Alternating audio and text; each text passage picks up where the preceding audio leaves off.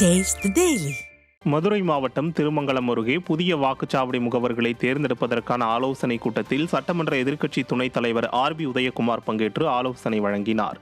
பெரிய பூலாம்பட்டி, தும்பநாயக்கன்பட்டி, சிட்டுலொட்டிப்பட்டி, வேளாம்பூர் உள்ளிட்ட கிராமங்களில் புதிய வாக்குச்சாவடி முகவர்கள் தேர்ந்தெடுப்பதற்காக நடந்த ஆலோசனை கூட்டத்திற்கு தலைமை வகித்த முன்னாள் அமைச்சர் RB உதயகுமார், நாட்டிலேயே கடன் வாங்குவதில் ஸ்டாலின் அரசு தொடர்ந்து முதலிடம் வகிப்பதாகவும் கின்னஸ் சாதனை படைத்துள்ளதாகவும் குற்றம் சாட்டினார். இந்த கூட்டத்தில் கழக அமைப்பு செயலாளர் மகேந்திரன் உள்ளிட்ட ஏராளமான நிர்வாகிகள், தொண்டர்கள் ஆர்வத்துடன் பங்கேற்றனர்.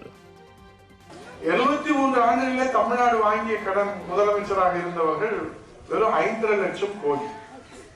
ஆனால் இந்த 4.5 ஆண்டுகளிலே நாங்கள் குழு அமைத்திருக்கிறோம், பொருளாதார வல்லுநர் குழு அமைத்திருக்கிறோம், நாங்கள் சிறப்பாக நடத்துகிறோம் என்று சொல்லுகிற ஸ்டாலின் முதலமைச்சர் முத்துவேல் கருணாநிதி இன்றைக்கு கூட குழு ஊட்டியிலே உட்கார்ந்து இருக்கிறார். ஒரு வார காலம் அங்கே முகாமிட்டிருக்கிறார்கள்.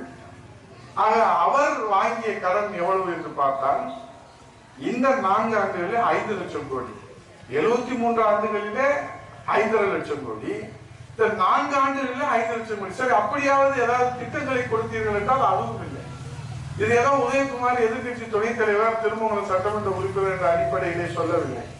இந்த ரிசர்வ் வங்கி வெளியிட்டிருக்கிற புள்ளி விவரம். மயிலாடுதுறை மாவட்டம் மகாதானபுரம் காவிரி ஆற்றங்கரை தெருவில் மின்சாரமின்றி வசித்து வரும் வீடுகளுக்கு மின்சாரம் வழங்க வலியுறுத்தி அப்பகுதி மக்கள் சாலை மறியலில் ஈடுபட்டனர். மின்சார இணைப்பு வழங்க கோரி பலமுறை மின்வாரிய அலுவலகத்திற்கும் மாவட்ட ஆட்சியருக்கும் மனு அளித்தும் எந்தவித நடவடிக்கையும் எடுக்கவில்லை என அப்பகுதி பொதுமக்கள் குற்றம் சாட்டினர். மூவலூர் ஊராட்சி மன்ற அலுவலகம் அருகே விடியாதிமுக அரசை கண்டித்து நடைபெற்ற சாலை மறியலில் பொதுமக்களுடன் இணைந்து விடியாதிமுக கூட்டணியில் உள்ள மார்க்சிஸ்ட் கம்யூனிஸ்ட் கட்சியினரும் முழக்கங்களை எழுப்பினர்.